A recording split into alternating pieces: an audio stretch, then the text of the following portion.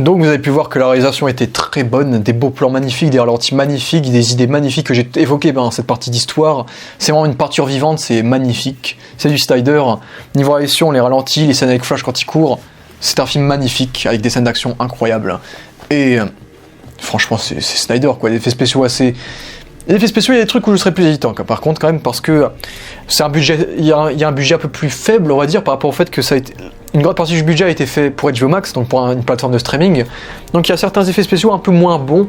Par exemple, je trouve que Darkseid n'est pas très beau dans le combat dans le film. La dernière fois qu'on voit Darkseid, je le trouve pas très beau, je trouve. Et Martian Hunter, je le trouve pas magnifique. Je trouve qu'il fait un peu personnage animé aussi parfois. Donc oui, les effets spéciaux sont pas incorrigibles pour moi, et j'avais dit l'incrustation de Lex Luthor au début était pas ouf. Donc je trouve quand même qu'il y a quelques défauts au niveau des effets spéciaux, mais je pardonne parce que budget pour une plateforme de streaming. Donc comme je vous l'ai dit, la réalisation est vraiment très bonne. Franchement, au niveau des visuels, c'est magnifique, c'est des peintures vivantes, les scènes d'action avec plein de ralentis, les scènes avec Flash, etc. C'est vraiment... Snyder est génial. Et même au niveau de la mise en scène, c'est très bien trouvé, il y a plein de parallèles avec les anciens films, etc. C'est très bien trouvé, comme par exemple le moment que j'ai oublié de décrire d'ailleurs, où Superman vole jusqu'à... Superman, on en parlera dans la partie Superman, mais où Superman vole et se régénère, du coup on en parlera juste après. Ouais, il y a beaucoup, c'est des magnifiques parallèles, Snyder est génial, et puis il y a beaucoup d'idées de mise en scène très intéressantes, comme dans la scène avec le Joker et Batman que j'évoquerai dans une prochaine vidéo, bien sûr. Yo, c'est le mois du futur et je me suis rendu compte que j'ai complètement oublié de parler de la chose qui a dû faire le plus débat lors du Snyder Cut. Il s'agit de son format en 1.33. Déjà, petite leçon, le film n'a pas été coupé pour former un carré. C'est au contraire tout le contraire. C'est le film entier, c'est le cadre entier, c'est ce cadre-là. C'est avec ce cadre-là que le film a été tourné comme une grande partie des films d'Hollywood, qui sont tournés en 1.33, qui sont ensuite recadrés en 4 tiers, ensuite en post-prod. Et du coup ça crée des gâchis d'effets spéciaux, vu que t'as fait des effets spéciaux pour du 1.33 et du coup tu recadres la chose. Mais bon, ça c'est un peu la pollution du cinéma, nous allons dire. Et donc Snyder, pour aller à fond dans le côté, cette fois vous allez avoir ma version du film et ma version entière du film, vous aurez le Snyder Cut, vous aurez tout le Snyder Cut, et bien vous aurez le cadre entier, donc le format A33, le format entier, du coup. Et d'ailleurs il a également proposé une version, il a également proposé une remasterisation de BVS en A33 également, que vous pouvez voir également. Et il y a aussi cette signification, comme il avait dit, que c'est le fait que ça forme un peu une case de comics, un carré aussi, et surtout que ça offre encore plus de champ, encore plus d'échelle avec la hauteur des choses.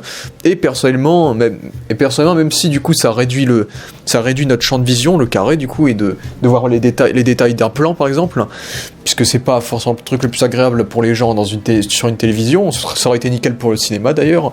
Et ça ne m'a absolument pas dérangé, je trouve que c'est plutôt pertinent par rapport à certaines scènes, comme j'ai dit, comme la séquence où il y a Wonder Woman qui va dans le temple avec toutes les colonnes en parallèle, et donc il y a vraiment cette sensation de perpendicularité qui marche très bien. Et j'aimerais aussi évoquer le fait que Snyder sort également une version noire et blanche de son film. Il a dit que c'est ça son vrai Snyder Cut, c'est qu'il voulait vraiment le sortir en noir et blanc. Bon, il nous a heureusement sorti la version en couleur, parce que c'est vrai que le noir et blanc, pour certaines scènes, le noir et blanc passe parfaitement bien. Pour d'autres, je trouve que c'est pas forcément nécessaire, à mon avis. Mais voilà, vous pouvez jeter un coup d'œil sur le noir et blanc également si vous voulez. Voilà pour la petite parenthèse.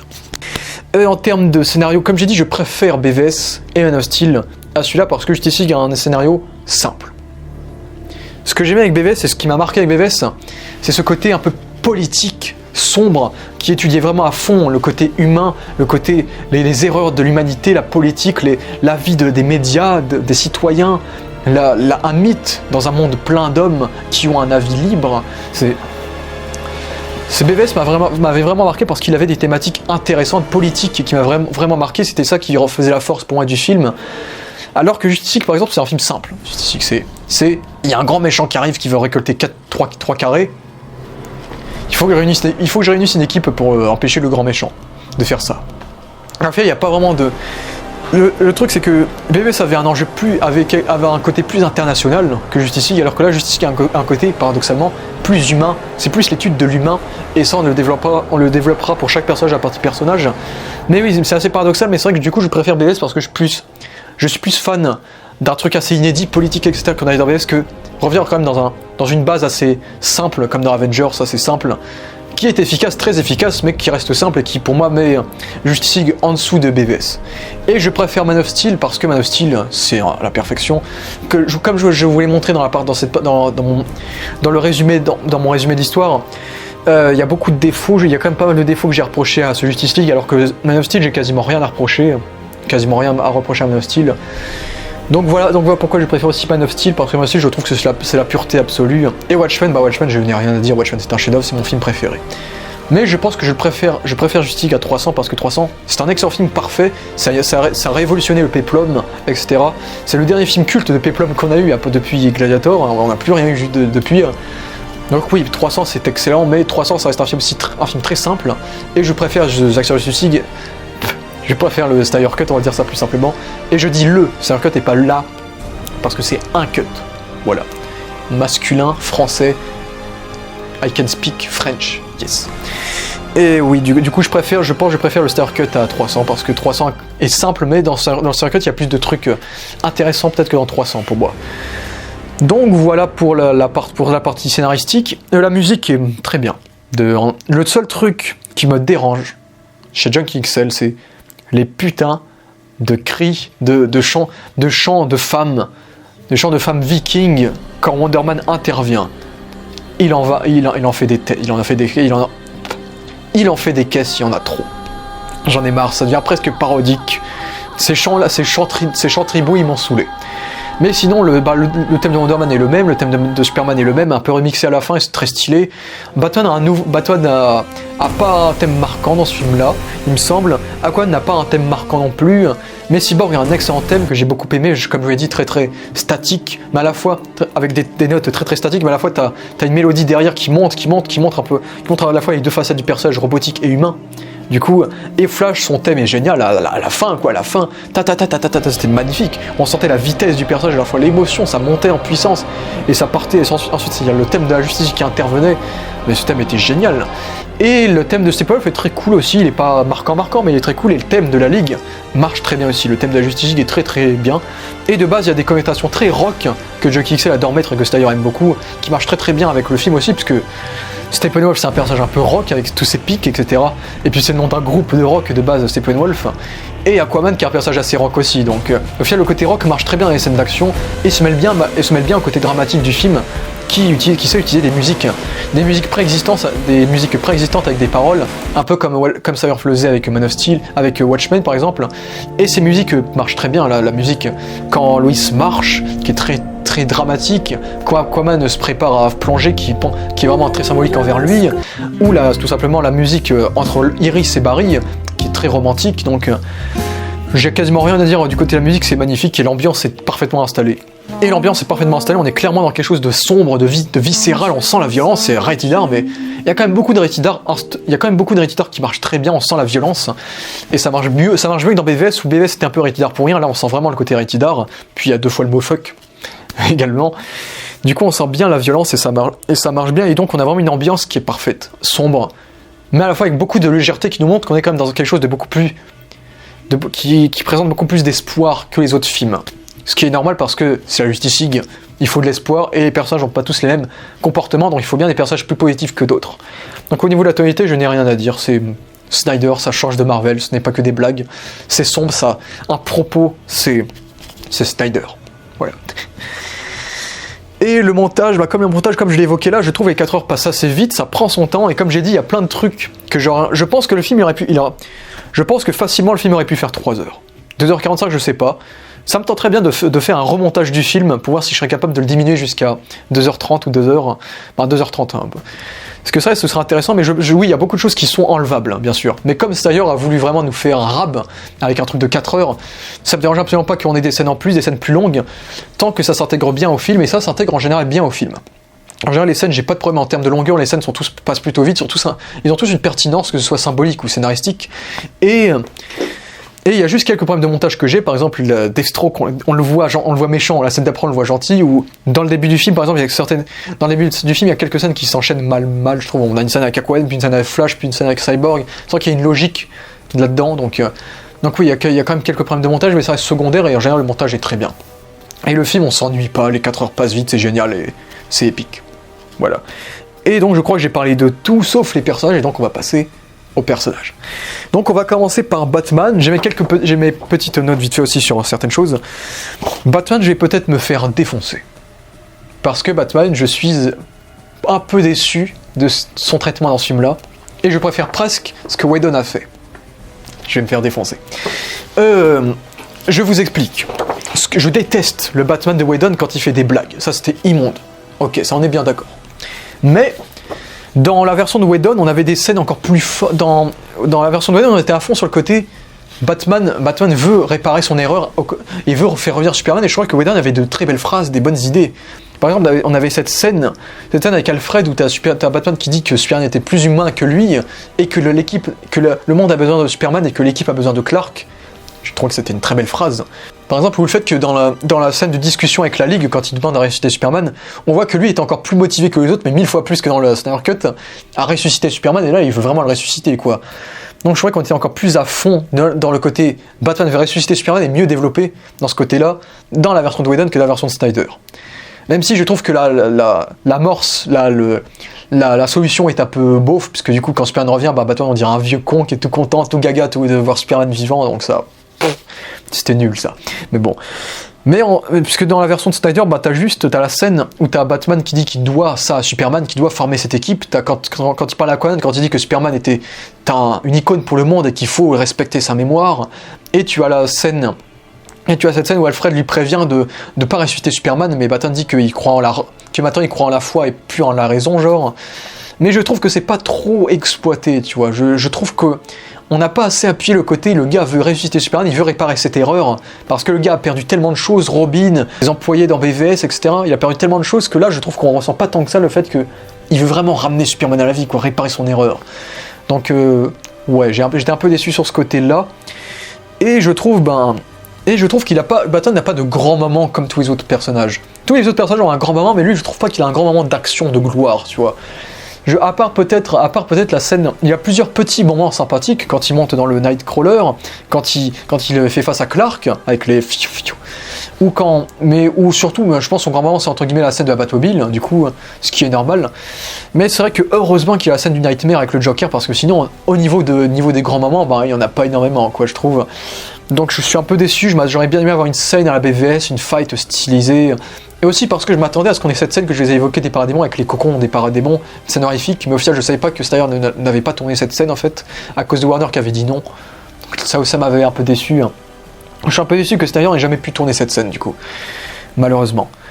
Donc oui, j'ai été déçu que Batman n'ait pas de grands moments de ouf du coup. Par contre, ce que j'ai bien aimé, c'est le fait qu'on soit un peu plus à fond sur le côté riche du personnage, parce que c'est quelque chose qui lui est très très utile dans ce film-là, vu que le gars affronte des aliens dans ce film. Parce que le gars affronte des aliens dans ce film, et le gars il propose de l'argent à Arthur Curry, il dit à Flash qu'il est riche, etc. Il a acheté la banque à la fin du film, et puis le gars il a jamais eu autant de véhicules dans un film. Jamais, il n'en a jamais eu autant là. Parce que là du coup il a le Nightcrawler, il a son Biplane x1000 du coup, avec le Flying Fox il s'appelle. On a la Batmobile du coup qui est toujours là. Et on a à la fin le Bat-Tank en caméo, donc oui, il a jamais eu autant de véhicules, et ça se comprend totalement, parce que je suis un peu déçu qu'il n'y ait pas eu de fight physique pour Batman, mais à la fois je pardonne dans le sens où c'est normal, c'est pas son film, c'est vraiment un film d'équipe contre des aliens, et Batman contre des aliens, il a pas énormément de chance sans ses gadgets, et là, il est allé à fond niveau véhicule, et je trouve que l'équipe du film a inventé des véhicules originaux qui marchent très bien, donc c'était assez stylé. Donc voilà, dans le côté riche, Bruce Wayne, etc., ça marche plutôt bien. Sa relation avec Wonder Man est pas mal, je trouve. Dans Whedon, ce que j'aimais dans Whedon, c'est que Batman était central dans le film. Parce que dans la version de Whedon, Batman et Wonder Man étaient persos majeurs, parce que Wonder Man avait eu son film qui avait grave marché, et parce que Batman, c'est Batman et c'est un perso qui est synonyme de succès de base. Donc c'était normal que Batman soit vraiment au centre, soit vraiment très présent dans la version de Whedon. Alors que dans celle de Snyder, je trouve parfois un peu invisible, malheureusement, je trouve. Et justement, ce qui complétait l'arc de Batman, c'était sa relation avec Wonder Man dans la version de Whedon, qui était pas si nulle que ça, mais elle était pas bien non plus. Mais j'aime bien cette relation de base parce que, bon, déjà à la base, on devait avoir une relation entre Batman et Lois, mais Warner a dit non. Donc cette version n'est pas une version 100% libre, hein, le Snyder Cut de Snyder. Hein. Mais que ce soit l'un ou l'autre, aucun m'aurait vraiment dérangé dans le sens où les deux sont inspirés des dessins animés de Bruce Timm, où Bruce a eu des relations avec et Lois et avec Diana. Du coup, bon, en fait, je suis plus fan de ce qu'ils font avec Diana qu'avec Lois, parce qu'avec Lois, il aurait carrément eu un enfant et ça aurait été impactant. Je suis pas un grand fan. Alors qu'avec Diana, je trouve ça plus intéressant. Ça fait vraiment penser au dessin animé où on sent qu'ils se lâchent des pics, tu vois. Mais ils ont jamais, on les voit jamais contre-attaquer, on va dire. Et là, c'est un peu la même chose, tu vois. T'as le moment où il se touche la main, t'as Wonder Man par tout le corps qui sauve Batman des paradémons, et puis c'est Batman à son tour qui la sauve avec son espèce de bazooka alien. Donc la relation avec Wonder Man, elle est simple, sobre, efficace dans le Snyder Cut. Je suis un petit peu déçu de la relation avec Aquaman, vu qu'Aquaman, du coup, avec Aquaman, il avait un peu la relation que j'ai dit avec Green Lantern dans le comics Justice League Origins, la relation un peu provocateur, où les deux se provoquent, se clashent.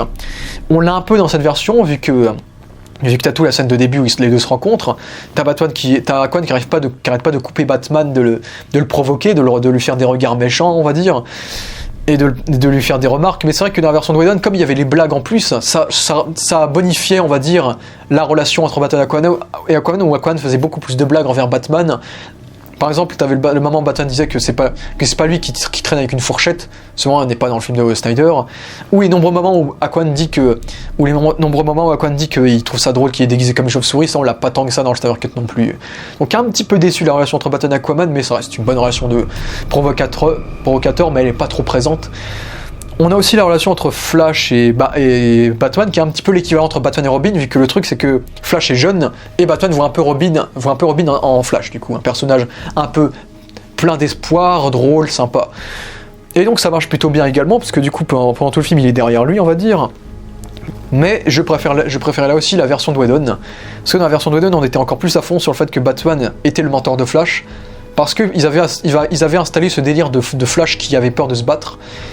Le truc c'est ça, je trouve ça nul à chier comme idée de Whedon, mais ça au moins ça permettait de développer encore plus la relation entre Flash et Batman. Alors que la version de Snyder, ils se rencontrent, Batman est content de l'accueillir parce qu'il est giga drôle, il est giga fun, il est light, tu vois. Mais à part ça, Batman lui donne des ordres, c'est Batman qui le surveille dans le combat final, et c'est Batman qui essaie de l'encourager à courir, etc. Mais il n'y a pas grand chose, quoi. C'est pas énormissime non plus, mais ils ont une bonne relation, et du coup c'est pour ça que j'ai hâte de revoir leur relation explorée dans le film Flash un peu plus, du coup.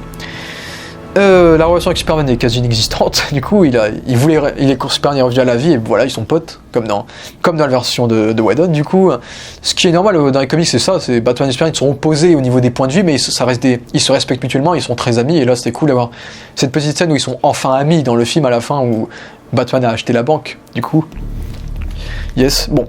Après, par contre, il n'a pas spécialement des relations avec Cyborg, mais c'est pas dérangeant, c'est pas une alchimie que j'attendais particulièrement. Et il y a deux différences entre celui de Whedon et le sien, et de Batman. Le celui de Whedon, il y avait ce côté, en fait, Batman se sent vieux, il se sent un peu has-been, il a mal partout, il a des blessures, et donc quand il part se sacrifier avec la Batmobile à la fin, il y a vraiment ce côté, il est temps pour moi de mourir, à cause de moi Superman est mort, j'ai perdu tellement de personnes dans ma vie, il est temps pour moi de mourir, de toute façon il y a tous les héros derrière moi, tu vois. Donc il y avait vraiment ce côté, Batman en a marre de la vie, un peu. Donc au final, dans la version de Whedon, ça marchait pas trop dans le sens où on avait un Batman qui voulait se sacrifier, mais dans le sens, il se sacrifiait comme il se sacrifiait comme un lâche, en fait. Alors que dans la version de Snyder, c'est l'inverse, en fait. Dans la version de Snyder, j'ai bien aimé le côté, en fait, Batman qui a toujours été quelqu'un de technique, d'intelligent, etc. Là, prend foi en l'humanité. Il recrée. Après, dans sa vie, il a perdu Robin, il avait une famille à l'époque, il a perdu la maison de sa famille qui était le manoir Wayne, qui a été brûlé par le Joker.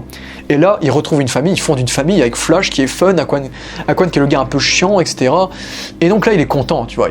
Il a enfin une équipe. Et là, par exemple, il y a Cyborg, quand il dit que Cyborg est fait pour voler, il est tout content, il est souriant, il dit qu'il croit en l'espoir, il croit en la foi. Il va ressusciter Superman, et ils ont réussi à ressusciter. Et au combat final, il est persuadé que Superman va arriver.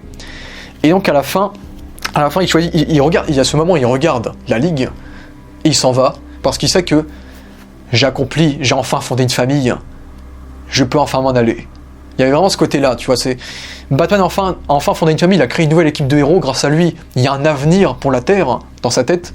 Donc lui, il va se sacrifier, et va donc dégager les paradémons et laisser le tuer dans la Batmobile, quoi. Donc ça passait beaucoup mieux dans le Snyder Cut que dans la version de Whedon où c'était vraiment le vieux qui en a marre, qui est dépressif, alors que là ça passait beaucoup mieux parce que là Batman était vraiment humanisé. Donc vraiment, c'est un truc qui est assez rare chez Batman, mais là on a vraiment humanisé le personnage. Ce qui est assez rare parce que le personnage, la particularité de Batman, c'est que c'est un psychopathe un peu. Il est pas sain dans sa tête. Et il a rarement le sens du sacrifice, alors que là, on sent qu'on est dans un Batman qui, après BVS, redevient humain. Il n'est plus Batman, il est Bruce Wayne. Il redevient peu à peu ce qu'il était quand il a perdu ses parents. Quand il a perdu ses parents, il retrouve l'humanité. Et donc, c'est ce qui est beau. Et au final, la Ligue, lui qui choisit d'abandonner sa famille pour se sacrifier pour eux, et ben au final, la famille ne l'abandonne pas, et donc le sauve. C'est très poétique. Et donc, à la fin et donc c'est d'autant plus poétique quand tu vois quand la Ligue a perdu.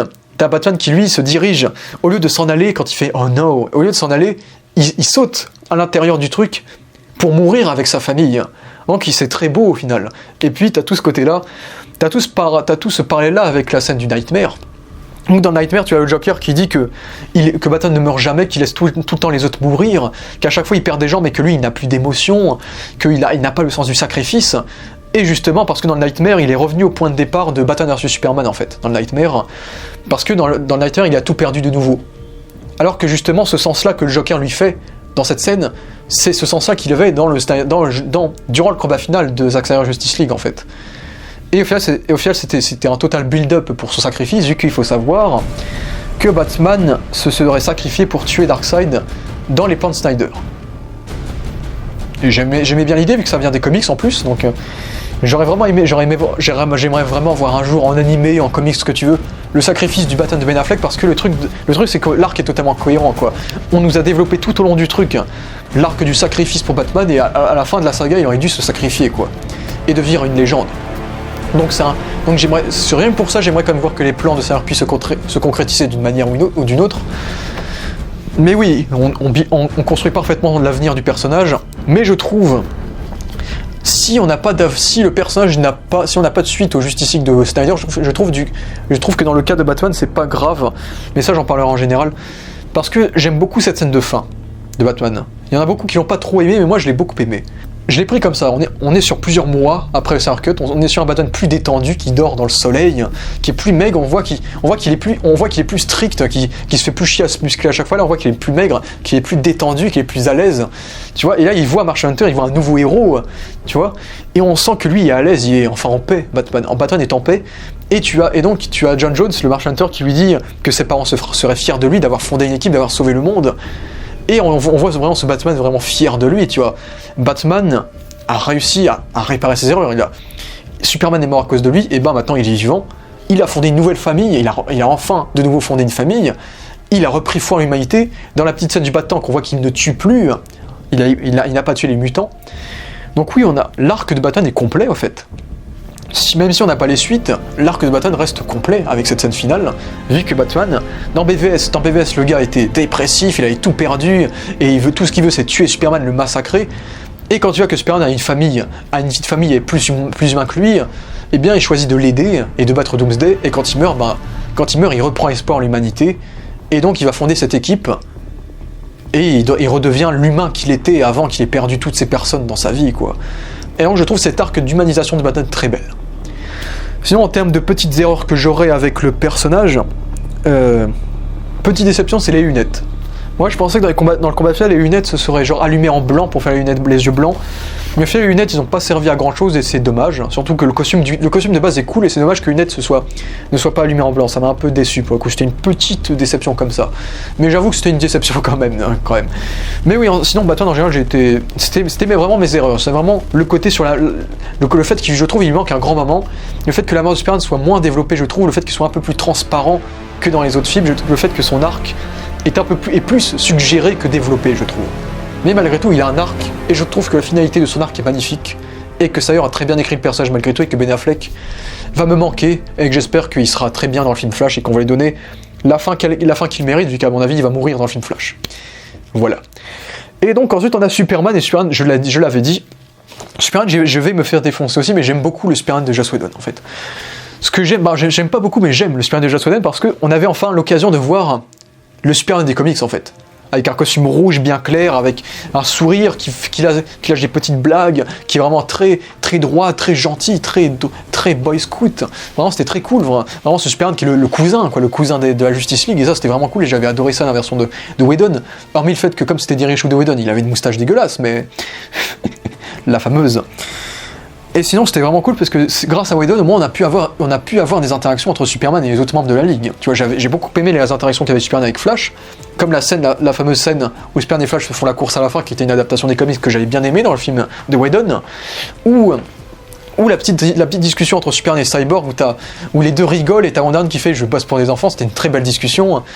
Donc oui, ce que j'aimais bien dans la version de Whedon, c'est que Superman avait des interactions avec la Ligue et que c'était le Superman des comics en fait. Le seul problème que j'avais, c'est qu'il avait une moustache dégueulasse, qu'il sauvait tout le monde, que la Ligue ne servait à rien, que c'était lui le héros, et que ça n'avait aucun sens qu'il soit si gentil, il n'y avait pas d'évolution. Alors que dans cette version-là, il y a une évolution. Je vais vous expliquer tout. Déjà, sa résurrection est à peu près comme dans les comics, comme je vous l'avais dit, hein, genre dans la forteresse de la solitude, on le met dans une chambre de régénération, il ressuscite, il se régénère avec le costume noir qui absorbe la lumière et qui lui permet de retrouver ses pouvoirs, et il redevient Superman, en gros. Il est vivant. Alors que là, c'est la forteresse de la solitude, on utilise une Mother Box pour reconstituer son corps et le faire revivre, et donc là, oui. Et le truc, c'est, il y en a beaucoup qui ont gueulé de pourquoi il est méchant, en fait, Superman. Pourquoi il est méchant et pourquoi il combat la Ligue en étant méchant.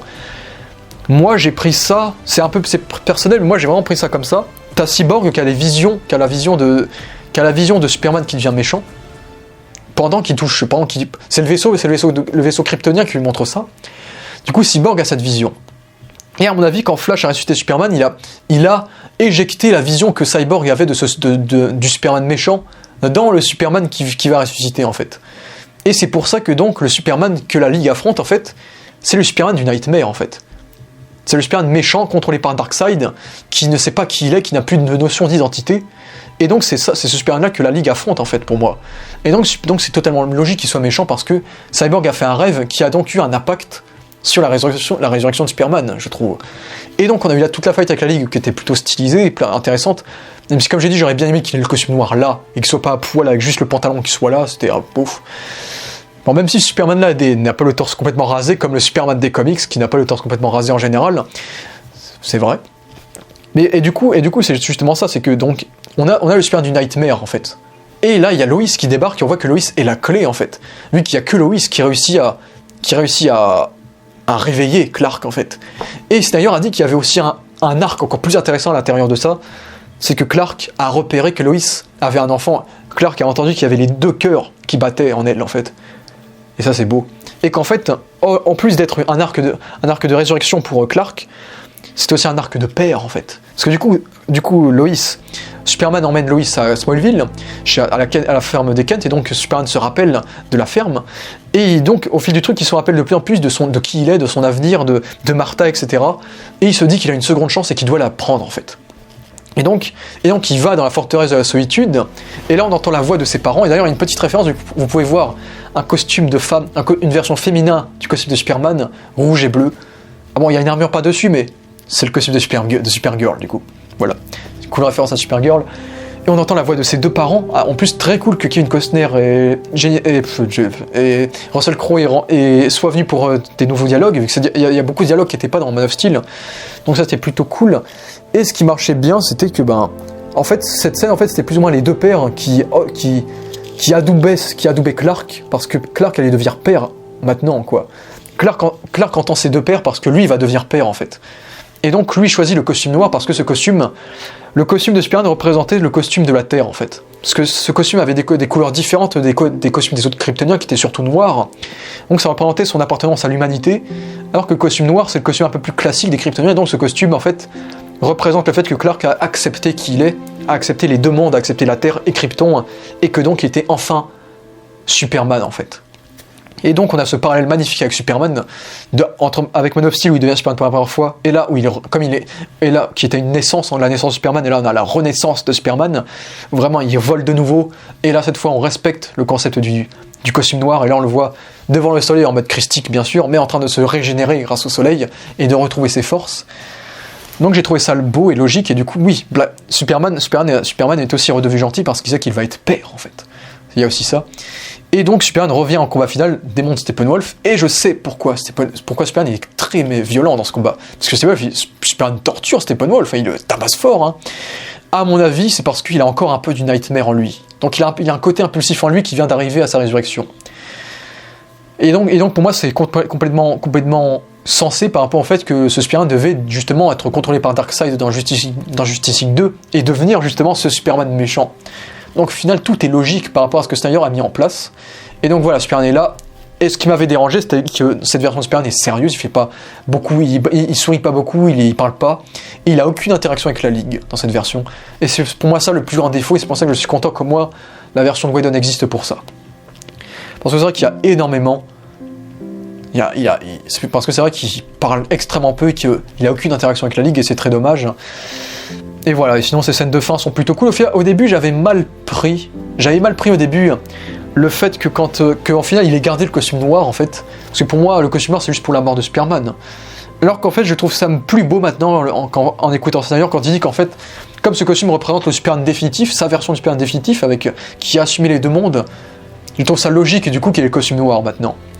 Eux, il est en Clark Kent, mais ça aurait dû être expliqué dans Justice League 2 pourquoi il est redevenu Clark Kent alors que Clark Kent était censé être déclaré mort dans BVS d'ailleurs.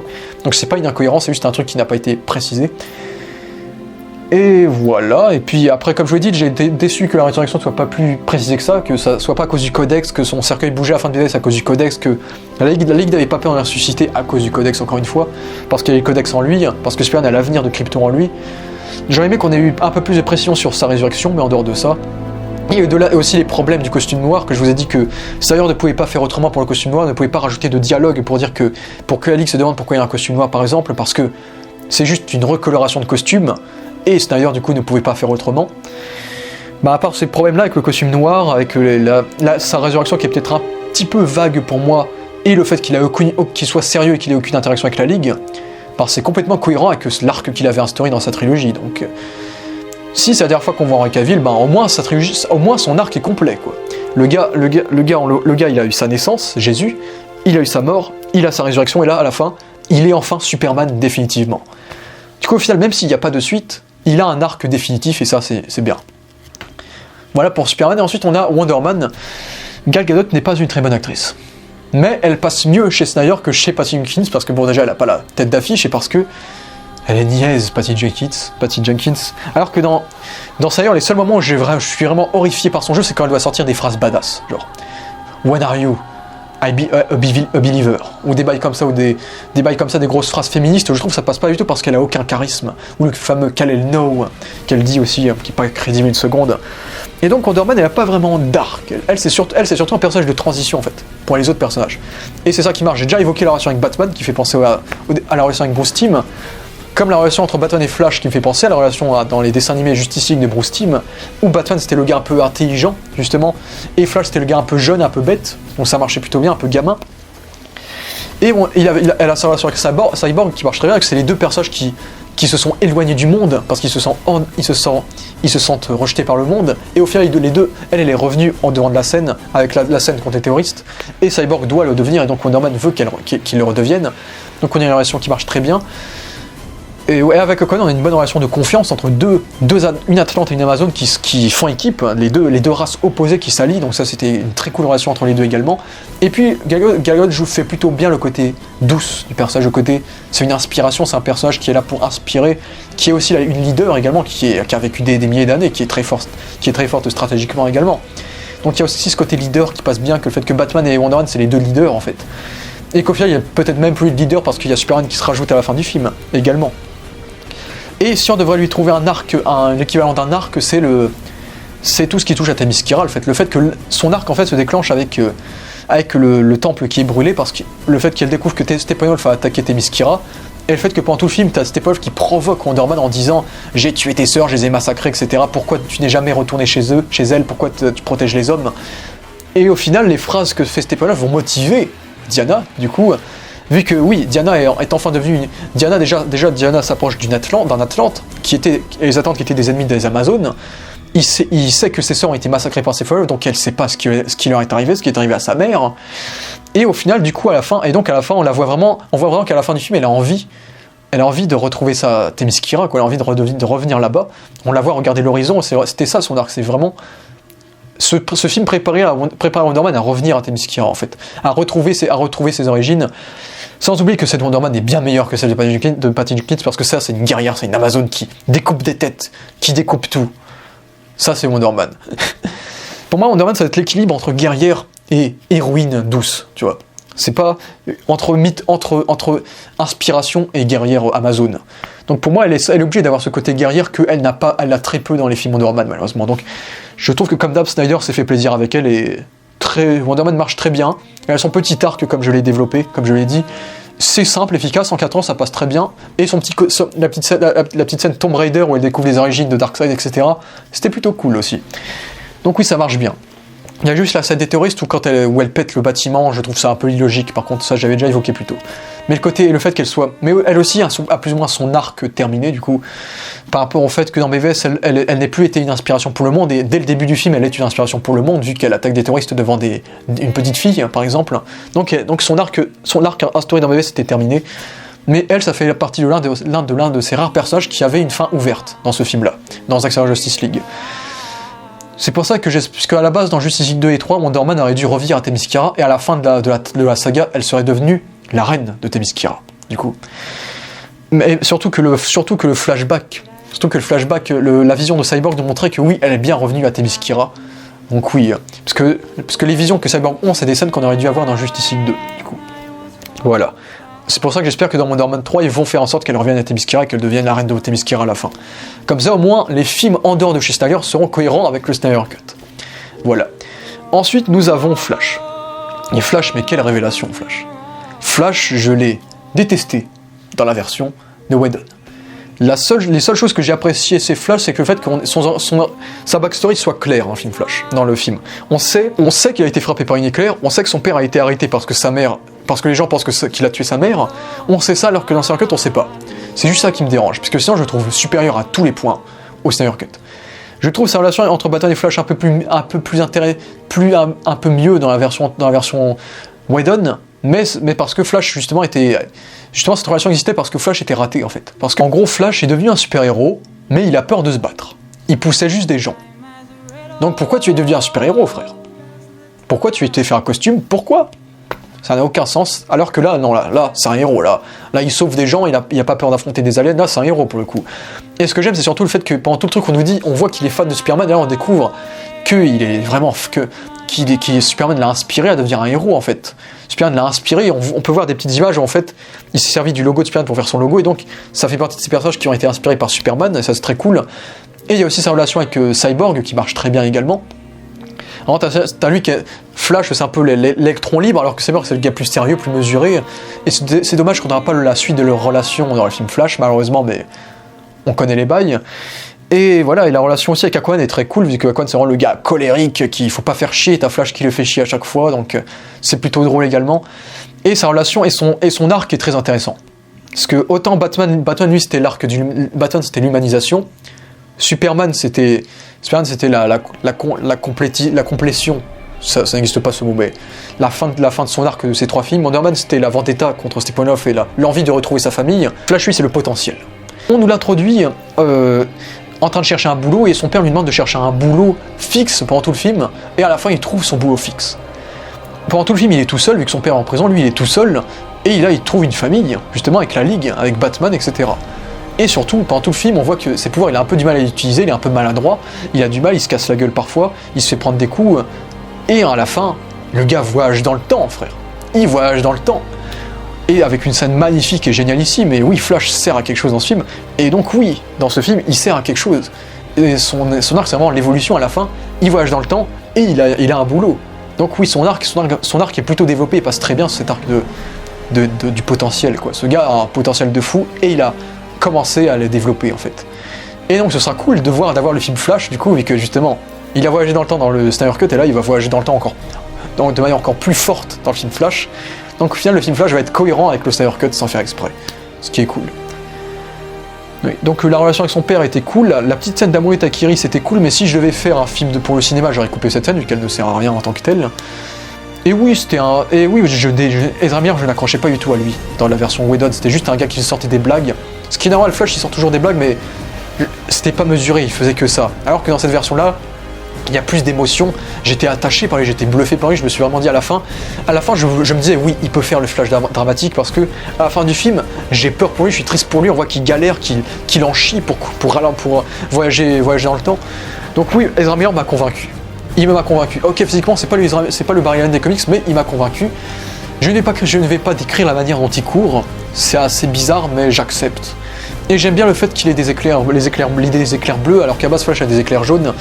Je crois que si j'ai bien compris, Zack Snyder comptait faire en sorte que la couleur de ces éclairs change au fil que ses pouvoirs évoluent en fait. Et que genre à la fin de la trilogie, il aurait eu les éclairs jaunes en fait. Ce qui aurait été stylé. Donc ouais. Mais les éclairs bleus, ça va pas déranger plus que ça. Mais oui, ils ont parfaitement respecté le truc de Iris, de Henry, de la Speed Force qui parle avec lui, qui est magnifique, etc. Donc oui, Flash, ils ont instauré plein de choses et au final, c'est complètement logique avec le film Flash qui va arriver, donc tant mieux. Parfait.